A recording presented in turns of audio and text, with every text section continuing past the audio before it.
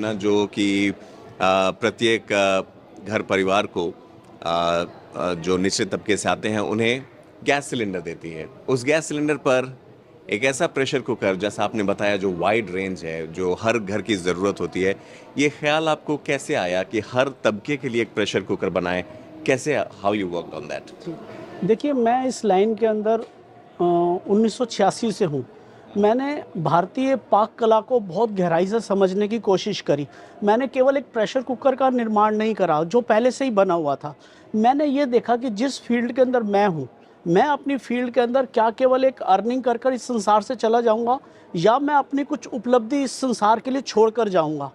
तो मैंने कोशिश करी कि प्रेशर कुकर के अंदर 2 तरह के विस्तार हो सकते थे। एक कि हमारे भारतीय परंपरा, जो खाने की पाक परंपरा है, खाने की जो एक पद्धति है, वो बहुत विभिन्न है। मैंने जम्मू कश्मीर से लेकर तमिलनाडु तक और अहमदाबाद से लेकर सिलचर, शिलांग तक की यात्रा करी और अलग-अलग परिवारों को देखा, अलग-अलग खान-पान की विद्धि को देखा। मैं एक उदाहरण देना चाहूँगा आपसे कि साइज़ की इतनी आवश्यकता क्या पड़ती है। आप उदाहरण लीजिए, हमारे देश में एक प्रांत है गुजरात करके, वहाँ न्यूक्लियर फैमिलीज़ हैं, वहाँ शाम को खिचड़ी ज़रूर बनती है हर घर में अमूमन। तो वहाँ वो छोटे प्रेशर कुकर की बहुत ज़्यादा आवश्यकता को महसूस करते हैं। अब आप इसके जस्ट अपोजिट पंजाब में आ जाइए, वो बड़े से बड़ा बर्तन लेने की कोशिश करते हैं और बड़े से बड़े प्रेशर कुकर की उनको आवश्यकता पड़ती है। तो इसलिए मैंने साइज़ों का निर्माण 1 लीटर से लेके 50 लीटर तक किया, जो विभिन्न गुरुद्वारों में, पीजीज़ में, हॉस्टल में और हर जगह बहुत ज़्यादा काम, ढाबों वगैरह में, रेस्टोरेंट वगैरह में, कमर्शियल में बहुत काम आता है। फिर मैंने जो एक Limca book of world record में अपना नाम दर्ज किया, उसका क्या कारण था?